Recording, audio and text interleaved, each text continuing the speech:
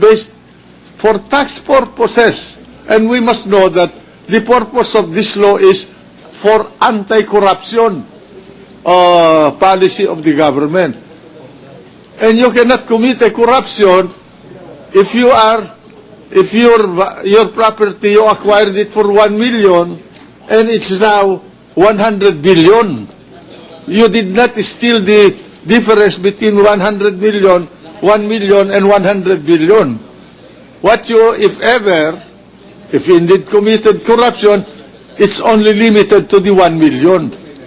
Kaya, kailangan ang importante yung acquisition cost dito. Alright? So, proceed. We agree, Your Honor. Sir President, thank you. So, yung word po na current at yung sinabi po ng Senate President ng net worth, wouldn't that affect yung choice ng declarant kung ano ilalagay niyang interpretation niya ng current fair market value? Kasi po, sa pagkaunawa ko, yung current varies eh. Sapagkat meron pong pagkakataon ng halaga ng acquisition, let's say, is 5 million. After 2 or 3 years, that may only be worth 2 million or even less. Pero Justice, meron pong as of December 31. Correct. So yung current value as of that date. I wanted to point out, Your Honor, a situation similar to this. The acquisition was made 2 years ago. But what is involved in the controversy is the present SALN. Now, do we hold the person making the statement liable for the 3 million or the value as it is now? There is where a great difference will come in, Your Honor. Because we have heard a lot of witnesses here in connection with evaluation before, and there were statements to the effect, meron pong pagkakataon, kahit na ang halagay ganito, binibigay ng lugi pa sa halaga. So, kung ako po magpapile, alin po nga ilalagay ko? Necessary. Yung ilalagay ko yung kasulukuyang halaga. Yung acquisition cost po at yung assessed, wala tayong pagtatalo doon, yung current. But isa pa akong tanong, kung pwede po yung mga lawyers natin, pakitignan niyo po yung SAL-N ng Chief Justice. Putol lang ho ba yung form or yung net worth ho? Meron po, yung iba meron po, no? Yung iba wala.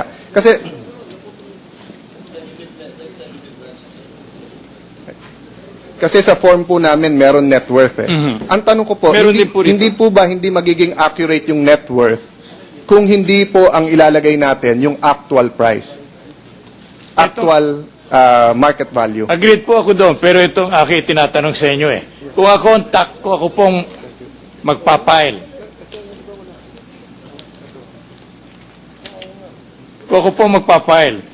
ang in-acquire kong condominium unit, cost me, let's say, 10 million. That was 3 years ago. And I'm filing again another SALM now. And the value thereof could even be only 1 million instead of 5 million. Yes. May I be faulted for stating 1 million only? Is there fraud? Is that indicative of fraud? If you bought it po for 5 years ago at 5 million, at ang halaga nun 5, ang declaration nyo 5.5. Opo. If 3 years later, it is 10 million, ang declaration nyo 5.10. If 10 years later, bumagsak ang presyo, it's 1 million, ang declaration nyo is 5 and 1. Para makita po talaga kung magkano ang nakalagay po sa una, I declared it as 5. Pero bumababa na po ngayon ang halaga. Yes. Nagkakasala ho ba ako ng paglabag so the point, Justice, I wanted to drive at is that wala tayong pagtatalo sa fact. This is not a debate on, it's not an issue of fact. So kasi sinasabi po nila, iba ang presyo ng actual iba ang current fair market value at ang sinasabi nyo po iba. Ang sinasabi ho ng prosecution, dapat kung ano yung, pag pumunta ka sa broker ngayon, pare magkano bebenta to at magkano ko pwedeng bilhin. Yun ang gusto nilang amount. Kung sabihin po ng, I'm sorry. Tama po kayo.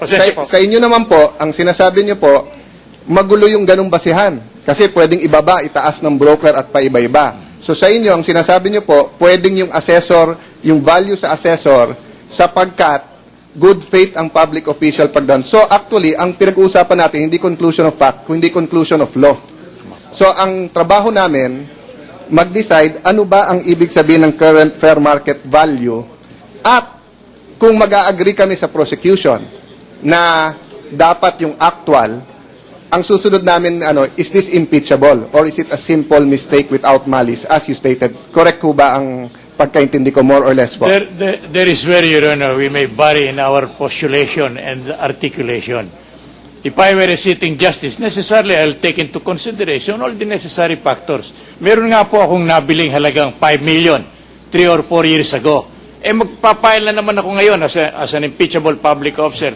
Tinanong ko magkano ba wala nang bibili niya. Bulok na yan and so on. Am I still under legal obligation to declare it as 5 million acquisition? Or only My point precisely, Justice. We can spend the whole month arguing on values and amounts. Yes. But ang pinagtatalunan pala dito, yung conclusion of law, whether, kung ano definition ng current fair market value. Let me elaborate, no? Tatlo ang values na alam natin eh. Yung una, yung sinasabing sa assessor. Halimbawa po sa Taguig, tama po ba ako, Ginoong Assessor? Sa Fort Bonifacio, ang pinakamataas na value is 19,200 sa kahit anong building at condominium. Yun ang pinakamataas. Yes, Your Honor. Hindi po kayo pwede mag-assess na mas mataas doon. Yes, Your Honor. Kahit na meron po tayong isang condominium doon na 130,000 per square na ang bentahan. Tama po ba? Yes, Your Honor. At bakit po na ganon? We are bound by the ordinance. Yes. The schedule And of what are the fair market value. considerations of our councilors and of our dear mayor in determining kung itataas o hindi? Come again. Come again. Ano po? Dediretsuin ko na. 2 years ago, tinaas ng 200-300% ang taxes dyan. Ngayon, ang policy ng bagong mayor, no new taxes, hindi tataas. Bakit? Pag tinaas nyo yung taxes, ano po mangyayari? Sa Taguig ho ba bibili ng condominium at sa Taguig ho ba magtatayo ng condominium ang ibang mga developer o lilipat ng Mandaluyong, Pasig, Makati, Quezon City, Maynila? Lilipat. Malamang na lumipat, Your Honor. Meaning po, hindi inuutos ng local government code sa sanggunian na ilagay mo yung actual market value. Ang sinasabi lang, option nyo yan. Gentlemen, I beg your indulgence because we have Your Honor, just 1 minute to wrap up. time, no? Yes. I would like to explain the position of this presiding officer. The only thing material here is, did this respondent Chief Justice include in his SALN his assets, liabilities, and Net worth. net worth in his SALN? Did he miss in including some of his assets, liabilities, and net worth in his SALN? That is Article 2. That's all we have to deal in Article 2. And if he did not, then we go back to the Constitution. First sentence of the Constitution, which says, a public official or employee shall, upon assumption of office And every year thereafter. and as often thereafter as may be prescribed by law, submit a declaration under oath of his assets, liabilities, and net worth. Did he comply with this faithfully? If he did not reflect all his assets and liabilities and net worth in his SALN faithfully, when you state under oath something, you must be factual and truthful, isn't it? Right, Your Honor. All right. Then that is the issue. That's all. Let us not waste our time discussing values of fair market value, assessed value, or whatever value. I agree, Your Honor. The prosecution has already established the acquisition cost of these assets. That is a proper rebuttal evidence. So, proceed with the... Your Honor, may I have 1 minute just to wrap up? That your point was precisely my point because we've been quibbling from the start and many senators have been trying to help clarify these amounts. So just allow me to wrap up, Your Honor, with 1 minute. Proceed. Kaya po yung batas po, ang sinasabi, yung fair market value, yun po ay yung nasa schedule. No? Iba po yan sa fair market value na nasa konstitusyon na kung may, halimbawa, gagamitin mo yung eminent domain, yung meron kayong expropriate na lupa. Ang susundin doon, yung sinasabi ng prosecution, na yung halaga na yung isang buyer ay gustong ibenta at yung isang seller ay payag siyang ibenta at isang buyer willing siyang bumili. So kung pupunta akong broker, pare gusto ko tong condo na to, magkano ibebenta yan? Pag sinabing 50,000 per square, kahit sa schedule mo ay 19,200 per square lang, yun po yung actual fair market value. Kaya tayo nalilito dahil ginamit ng local government code yung salitang fair market value at ginamit naman po ng SALN current fair market value at sa konstitusyon naman po na fair market value, magkaiba din po yon. Lastly, nadagdagan pa ng zonal value na nandyan sa Section 6E of the NIRC na sinasabi for payment of internal revenue taxes, whichever is higher, the amount determined by the commissioner, which is the zonal value, or the amount shown in the assessors. But both of these can be lower. So bottom line, Mr. President, you're correct. Sa haba-haba po ng pinag-uusapan ngayon, ang punto lang ganito, mas mababa ang assessed value, ang fair market value sa ordinansa sa buong Pilipinas.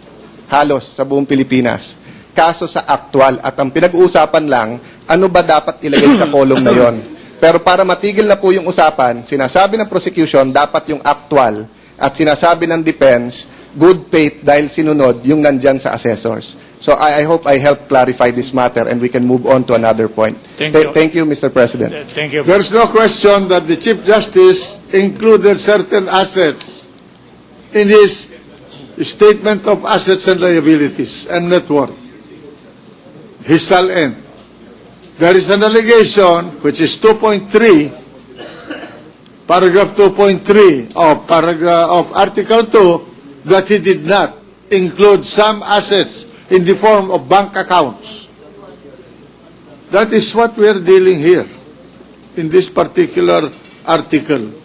And we're going astray in discussing the job of an assessor, discussing the job of a register of deeds. These are all irrelevant. Come on, proceed. While on Mr. that President. note, Yes. You have no... Mr. President, while on that note, a while ago, they made this assessor identify a transfer certificate of title purportedly belonging to Maria Charina Corona. We checked, Your Honor, and it's the same as our evidence. Therefore, in order to obviate the need to present the Register of Deeds for Taguig, we are willing to admit the existence and authenticity of that title, but we are not admitting the validity and genuineness of the underlying transaction. Then the question with respect to that title, is that an asset of the Chief Justice or is that a real asset of the daughter? In short, yes, Your Now, Honor. you present that a proof that that is not an asset of the daughter but asset of the Chief Justice, then that means that that is an excluded, non-included asset. So it comes into the picture. But until then, leave it as that. It's already in the record. Yes, Your Honor. Correct. Mr. President, may we recognize Senator Ping Lacson? The gentleman from Cavite. Thank you, Mr. Presiding Officer. My reference is the document, the SALN of the Chief Justice as of December 31, 2010. Okay. I have no problem with the figures listed down by the Chief Justice under the